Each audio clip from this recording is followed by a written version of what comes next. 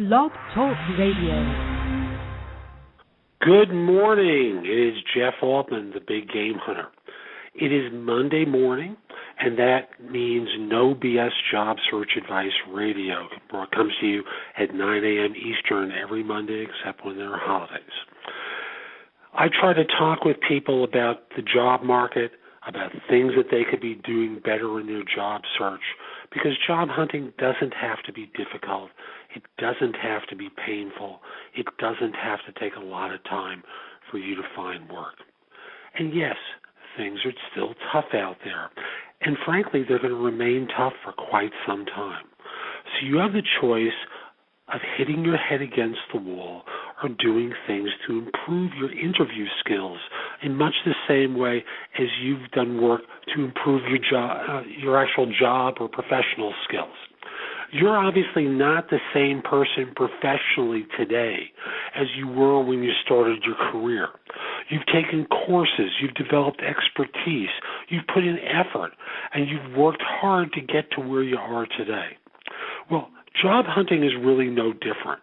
It, too, has a set of skills and certain types of experience that every job hunter needs to develop in order to be effective in their search.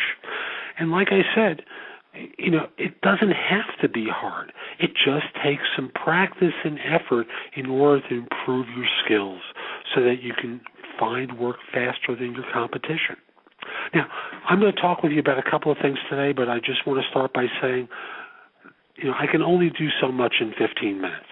Come over to my website, jeffaltman.com. Sign up for a complimentary subscription to No BS Job Search Advice e-zine there. I publish it every Tuesday and provide you with job hunting advice and tips. There are other articles from previous issues of No BS Job Search Advice e-zine on the website. Read them. Use the information. Practice. Improve your skills. It doesn't have to be hard. Now, today's show, I want to talk with you about working with recruiters. I don't do this conversation very often because I don't want to make this show about I'm promoting me and the work that I do. So here I am. I just want to spend a little bit of time talking with you about how to work effectively with recruiters. Now, most recruiters are structured along an industry, a vertical, a horizontal. In some way, they are structured. The generalist is a rare breed these days. Most people have expertise in a specific field. So, for example, you could be the accounting expert recruiter. You could be the engineering, civil engineering, electrical engineering, mechanical engineering recruiter. There are experts in IT, but within that there are subsets. There are people who focus on applications and infrastructure. There are people who do work with consulting firms like I do. A lot of my practice really deals with consulting clients. There are people who do work with contract firms, and they subcontract people as their sole practice. And you want to work with people who know what it is that you do and understand it and can explain it to others. Because, frankly, recruiters basically put square pegs into square holes. Recruiters like me, and frankly the good ones that I know, are not really good at helping career changers because firms don't ask us to find people like that.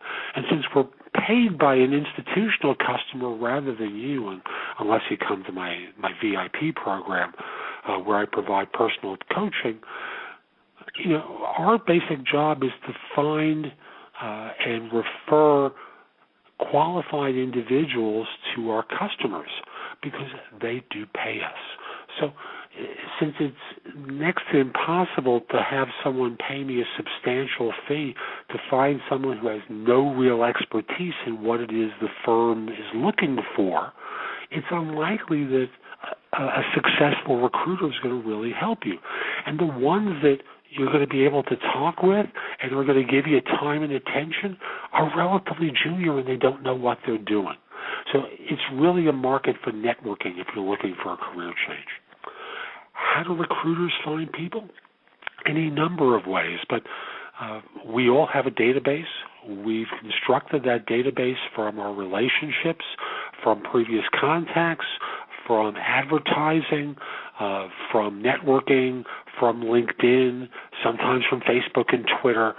We've put these databases together with information that allows us to find people. How do you want to get noticed by us? Real simple. You want to have information in your resume, information in your profile that has relevant keywords and accomplishments so that you can be sought and found. Now, one of the nice things is, I'll use the example of IT. IT is keyword laden.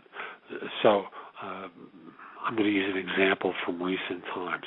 If you're a program manager with a PMP who's worked on enterprise-wide programs for a specific line of business, handling a specific function, those are all keywords that you can be including in your profile or resume. But I also remind people, if you've helped a company make more money or save more money, you include that information in the profile because those are differentiators. So quantify money in the equation and communicate that. So when you're trying to put together this profile, go to some of the job boards and look at how the ads are constructed, and look for phrases and acronyms and outcomes that show up in the job ads that you see, and then look for those extra differentiators, and then add in the extra differentiator around money that I mentioned to you before. I hate getting phone calls from people on Monday morning at 9 o'clock or emails at Monday morning at 9 o'clock saying, hey, what's going on? The answer is, of course, nothing. If there was something going on for you, I'd be in touch. Obviously, there isn't, and I know you want to get my attention. Leave me alone. That's not the time to contact me, and it's nothing useful. Think in terms of respecting a recruiter's time. And I must in all candor say, I can't field calls from people all day long that say, hey, what's going on? I can't respond to emails from people asking the same question. If I do, I don't have time to do what you really want me to do, which is network my way to organizations that are going to have jobs that might fit your experience. So, be considerate. Recognize that we're human beings. We only have a certain amount of time in the day, and although you want to show us how wonderful you are, give it a break, okay? We don't want to know from you. Lastly, and it's going to sound rude to say this, and I hate being this blunt about it, but this is no BS job search advice. Don't call me. I'll call you. And I know most recruiters feel that way. We don't have time to sit on the phone talking about how wonderful our weekends were. We're out there trying to help 15 million Americans find work and another 10 million Americans get employed at the right level. It's a daunting job. It's hard work. And in all candor, we do make mistakes. Don't yell at us. Don't send us obnoxious emails because we made a mistake or our staff made a mistake. We're human just like you are. Is that the way you would want your manager to treat you if you made a mistake? Why do you think we want to get screamed at either? So those are some of the pointers I have for you about working with recruiters. I have a short guide that's available on Scribd at the Job Search Universe e-book store, on Amazon for the Kindle, and on Barnes & Noble for the Nook. It's called Be Nice to the Recruiter, and it's care and feeding tips for working with recruiters. So you can order that. It's $5. It's no, it's not War and Peace. This is not a great novel. It involves some basic advice for working with recruiters. Now, I also want to mention another service to you today. I happened to find recently, and this is really geared toward the college kid or the recent grad who's just trying to find some work. And it's the idea of students or others who are looking for some part-time work so you can continue to look for something else. I want to be clear, I make no money doing this. I'm just trying to help some folks out. It's called uBuckle, and their website is ubuckle.com.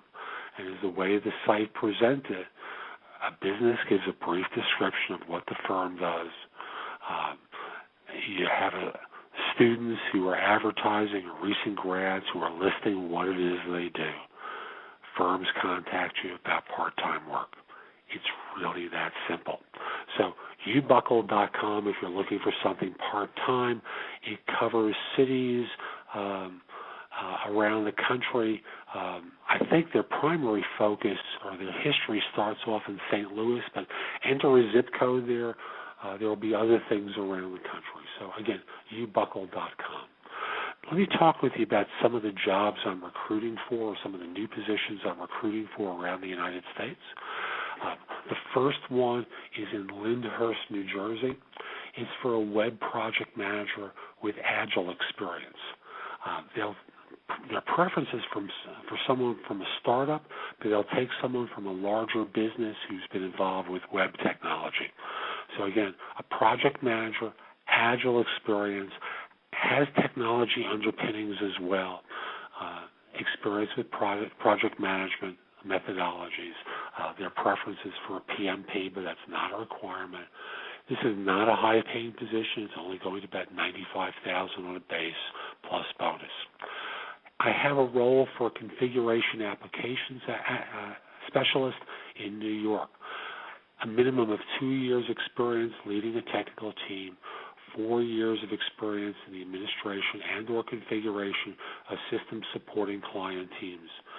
In-depth working knowledge of Workday, Kronos, Taleo, SAP, PeopleSoft, ADP, or Salesforce.com. This is with a not-for-profit in New York. They'll pay to a base of $125. There's no bonus here. They do have terrific benefits. I have roles for a manager of implementations, a senior manager of implementations, and an associate within the same consulting practice. Now, this is a firm that will pay for relocation, and to be clear, they're not going to buy your house. They will help to get you to New York, where you'll be working from.